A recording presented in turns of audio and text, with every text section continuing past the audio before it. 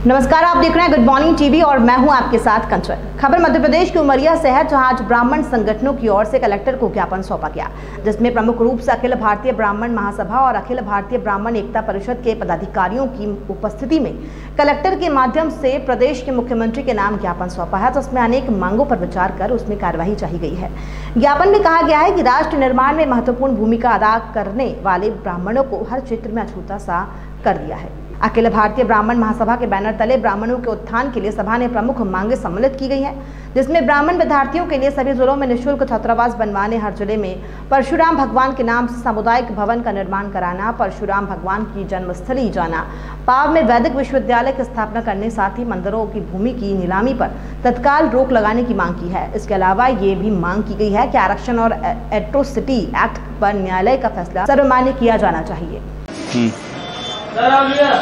दुबे जी, आज जो ज्ञापन आपने दिया है उसमें क्या मांगे हैं और किन चीज़ों को लेकर आपने आज ज्ञापन सौंपा? देखिए, ब्राह्मण वर्ग जो है पूरे विश्व के उत्थान में हर एक जगह महत्वपूर्ण भूमिका अदा किया है। उसी तारतम्य में हम मध्य प्रदेश में ही नहीं, पूरे जिलों में, पूरे कस्बों में ब्राह्मण वर्ग के जो असहाय गरीब लोग हैं उनको न्याय मिल सके, उनके लिए एक अच्छा कानून पारित हो और उनके साथ न्याय संगत हर क्षेत्र में बातें हों।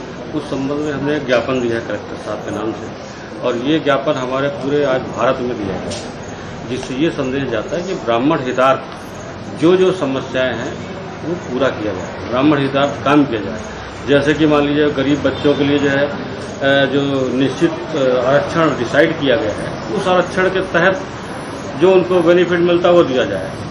उनको स्कॉलरशिप कैसे कैसे दिया जाए, कैसे ना दिया जाए, क्या आरक्षण दिया जाए ना दिया जाए, इस सब पर चिंतन करना, इसके लिए हमने सब रखा है। यहाँ तक कि एक परशुराम जी का एक मंदिर अलाट करने के लिए शासन के द्वारा जो है जमीन भी हमने मांगा है, और इसी क्षेत्र में बहुत सारी बातें हैं जो हम अपने भाई उनसे कहेंगे कि आप ये बताएं।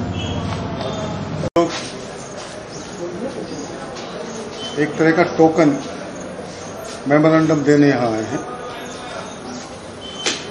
हमारा जबरदस्त कार्यक्रम आगे 1-2 महीने बाद हम करेंगे, क्योंकि हम देख रहे हैं कि ब्राह्मण समाज को बिल्कुल एक अछूत की तरह बाहर कर दिया गया। और हम ये पूछना चाहते हैं आज विनयपूर्वक कि सरकार बताए कि हम भारत के हैं या चाइनीज हैं या पाकिस्तानी हैं।